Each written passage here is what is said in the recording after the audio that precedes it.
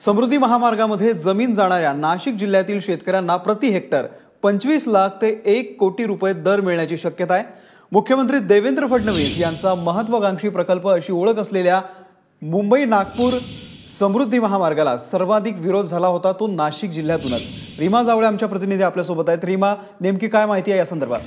अमोल, आपल्याला मिळालेल्या माहितीप्रमाणे समृद्धी महामार्गाला नाशिक जिल्ह्यातल्या सिन्नर आणि इगतपुरीमध्ये सगळ्यात जास्त विरोध झाला होता। आपल्याला माहिती आहे शिवडे गावात शेतकऱ्यांनी मोठ्या प्रमाणावर हिंसाचाराचंही हत्यार उपसलं होतं।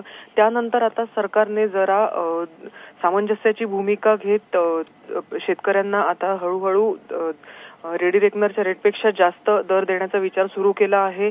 सुरुवातीला लँड पुलिंगद्वारे जमीन अधिग्रहण करण्याचा विचार झाला होता, मात्र त्याला यश आलं नाही।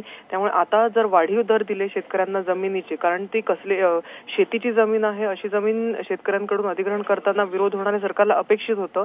मात्र हिंसाचार झाल्यामुळे आता सरकारने सामदाम दंडभेद अशा प्रकारची भूमिका घेतच रेडी रेकनरपेक्षा जास्त जवळपास चौपट दर देण्याची तयारी दाखवली आहे, जो सध्या 4.5 लाख ते 9.5 लाख असा प्रति हेक्टर दर इगतपुरी सिन्नर भागात आहे।